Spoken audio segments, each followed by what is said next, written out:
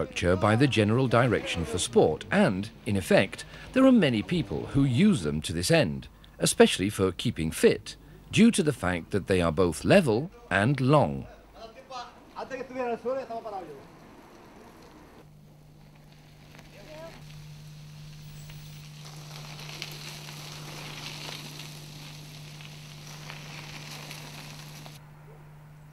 Many people use these routes to commute to work or to their place of study.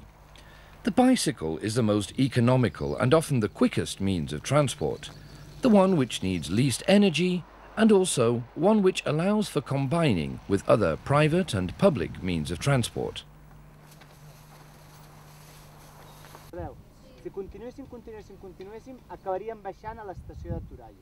These pathways are an excellent place from which to get to know the countryside, since they pass through a wide variety of different landscapes, natural surroundings, and through towns with a lot of history.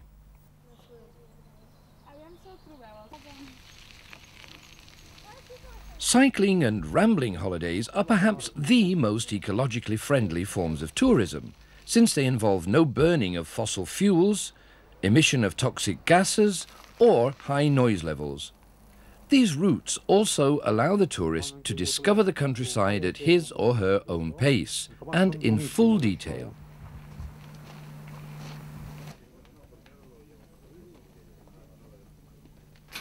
These routes are also suitable for use by physically handicapped people, even by those who may need a wheelchair.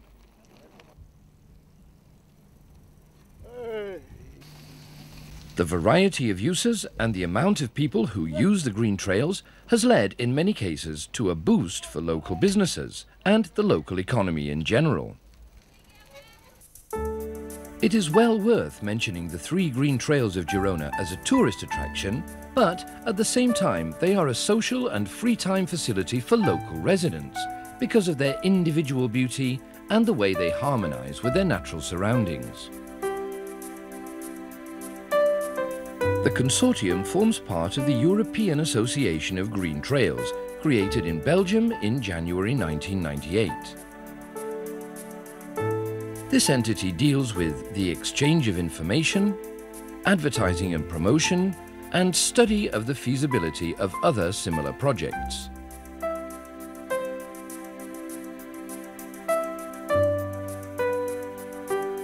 In other countries, the green trails have urban itineraries and connect middle-sized towns and villages together, offering an alternative to the road network.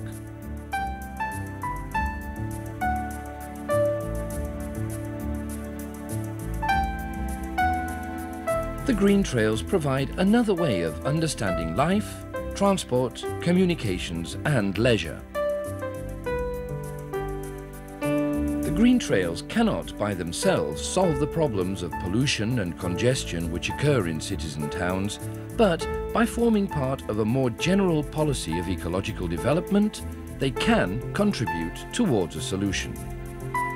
In fact, success is assured if only people can change their attitude and do without the car, albeit just a little, and if the powers that be modify their thinking and their policies on transport. The green trails are not an anti-car option. Rather, they are an alternative which can be combined with other transport networks. In addition, they represent a new concept of that old idea, the common wheel, and one which respects the environment.